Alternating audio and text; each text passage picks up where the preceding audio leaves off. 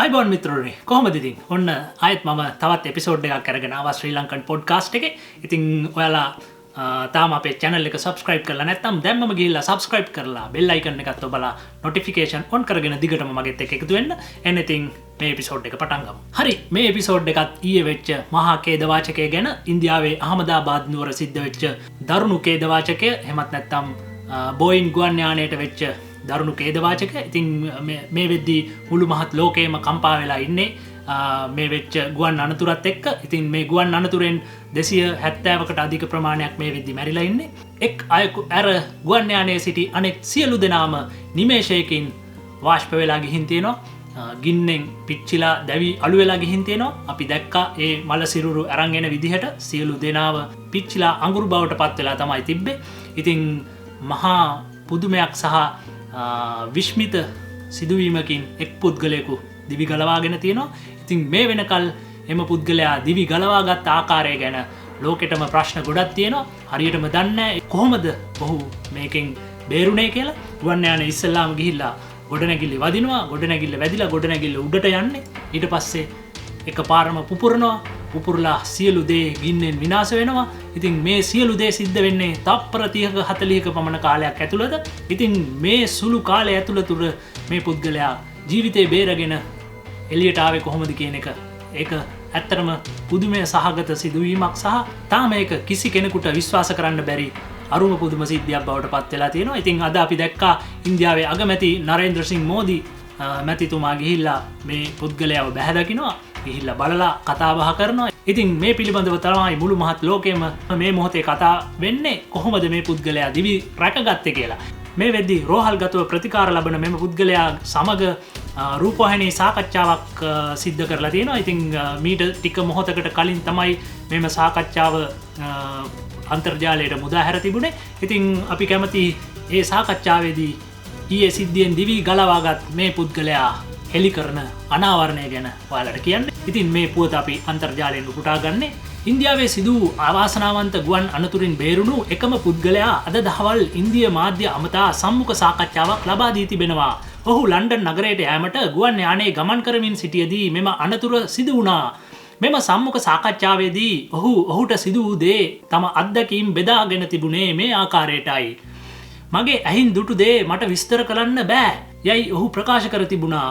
ගුවන් යානයෙන් ගැලවීම ගැන නිවේදකවරිය විමසූ විට ඔහු පැවසුවේ ගුවන් යානයේ හදිසි දොරවල් කැඩී තිබූ බවත් ඔහු ඉඳගෙන සිටි ආසනයත් කැඩී තිබූ බවත්ය. මම ටිකක් ඉඩක් දැක්කා. ඊට පස්සේ එළියට එන්න උත්සාහ කරා යයි ඔහු ප්‍රකාශ කර තිබුණා. ඉතින් ඊට පස්සේ වැඩිදුරටත් නිවේදකවරිය විමසන ලද්දේ ඔහු පිටතට පැමිණීමට පෙර ගුවන් යානය ගිනිගත්තේද යන්නයි. එවිට ඔහු ප්‍රකාශ කරන්නේ මෙහෙමයි. ඔව් මම පිට වුණාට පස්සේ ගින්නක් ඇති වුණා. ඊට පස්සේ පිපුරුමක් සිදු වුණා යයි ඔහු පිළිතුරු දී තිබුණා. ඔහු තවදුරටත් පැහැදිලි කරේ ඔහු ගුවන් යානයෙන් පැන්නේ නැති බවත් හුදෙක් ඇවිද ගිය බවත්. මම පැන්නේ නැහැ. මම හුදෙක් ඇවිදගෙන ගියා. ඊට පස්සේ ගිලන් රථයට පැමිණියා යයි ඔහු ප්‍රකාශ කළා. ඔහු ගුවන් යානය බිම මත ඇවිද ගිය බව වැඩි දුරටත් තහවුරු කර තිබෙනවා.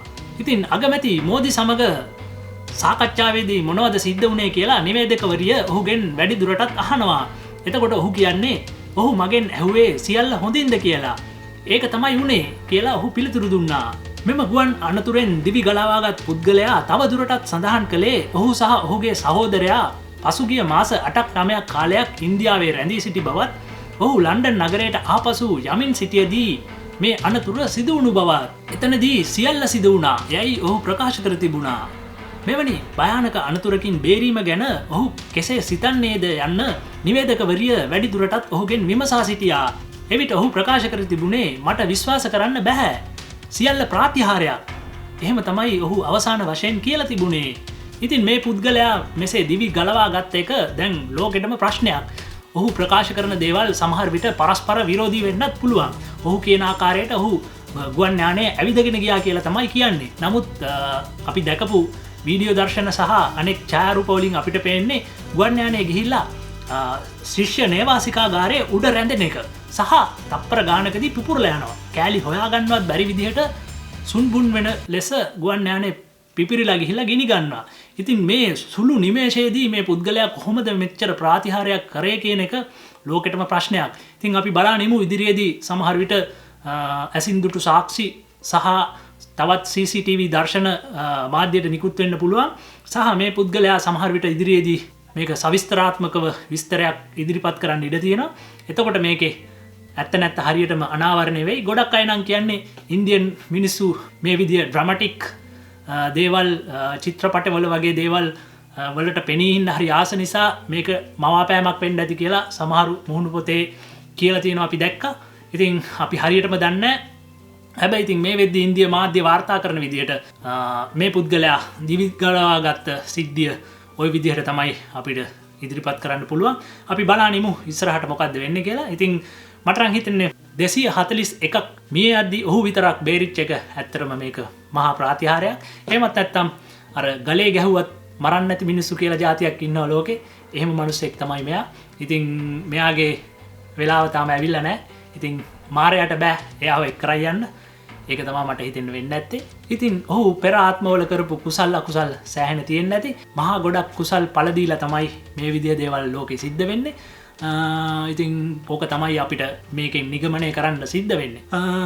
බලනිමු මොකද වෙන්නේ කියලා. ඔයාලගේ අදහසුත් මේ පිළිබඳව කමෙන්ට් එකක් විදිහට දාගෙන යන්න. එහෙනම් තවත් එපිසෝඩ් එකකින් මම ඔයාලව බලන්න එන්නම්. එතකල් ඔයාලා සතුටින් ඉන්න. ඔයාලට ජය වේවා. අපේ channel එක තාම subscribe කරලා නැත්නම් මෙන්න මේ button එක click කරලා අපිව subscribe කරන්න. bell button එක active කළොත් අපේ channel එකට එකතු වෙන නවතම වීඩියෝ ගැන ඔබට එසනින් දැනගැනීමේ හැකියාව ලැබෙනවා.